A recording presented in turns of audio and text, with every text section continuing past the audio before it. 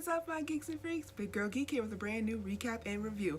I'm here to recap and review The Passage, Season 1, Episode 6. I want to know what you taste like.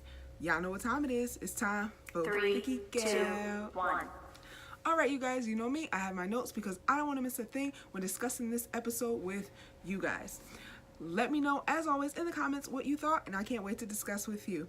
The episode starts off with Amy and Brad stuck in the elevator, trying to get out of the elevator, picks up right where they left off last episode, where she let out that banshee scream to save Brad from a viral, aka vampire. So they're stuck in this elevator. They're trying to get out. Clark comes, helps them out the elevator, but before he helps them out in the elevator, he tells her, like, you know, don't let anyone know what you can do. Don't let them know about you running fast, the mind reading, the scream, nothing. Okay, so they get out the elevator, cut to Jonas and Elizabeth. He's with his wife. They share a touching moment. The whole episode, I felt really bad for them. He's, you know, he tells her, you know, the truth. Thank God he's not hiding it or sugarcoating it. He tells her everything that's going on with the testing and the virals and how she's going to turn and become a vampire and all of that.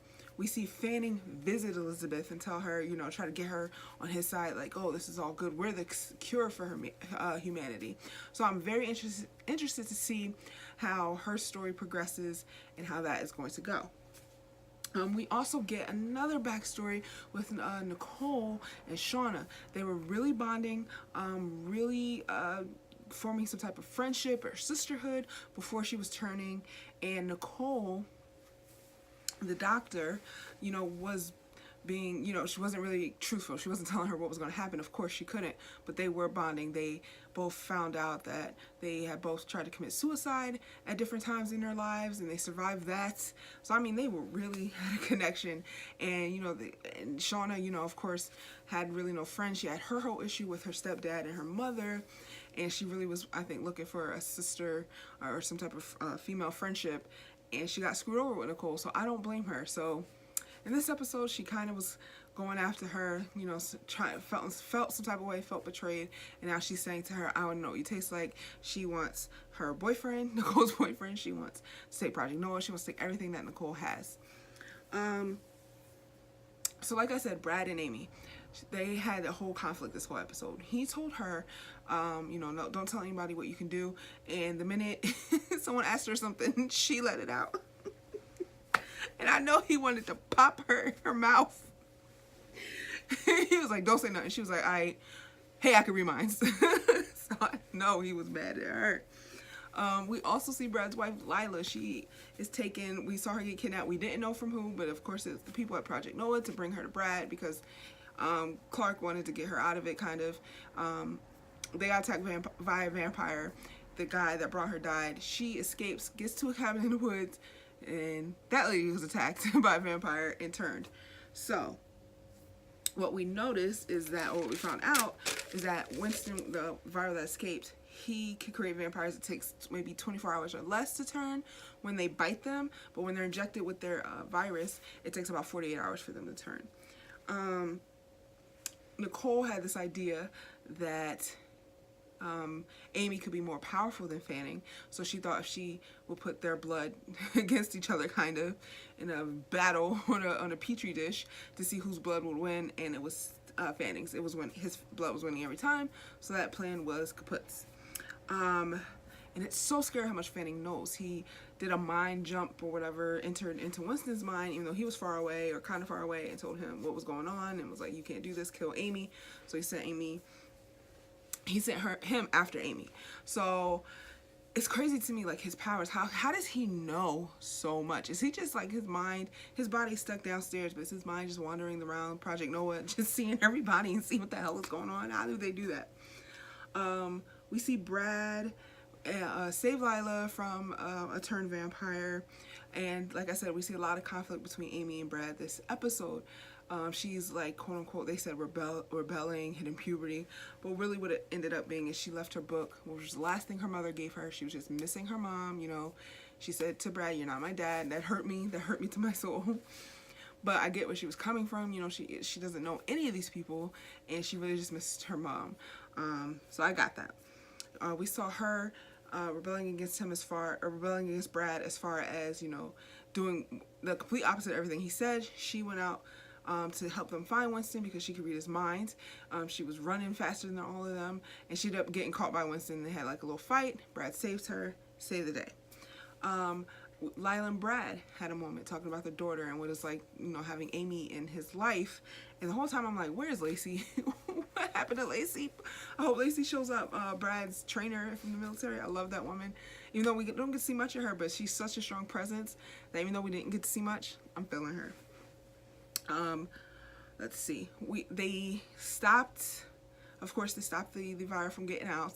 They stopped the virus that got out, Winston. And we got some more information on the vampires.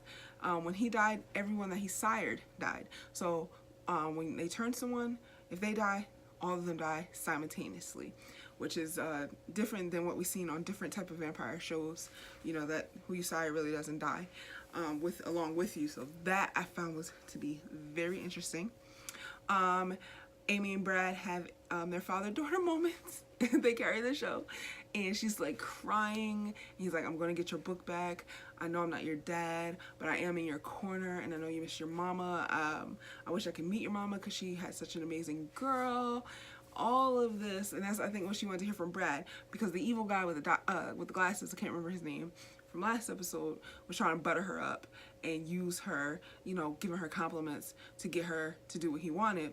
But Brad was like, she's too smart, she's not gonna fall for that.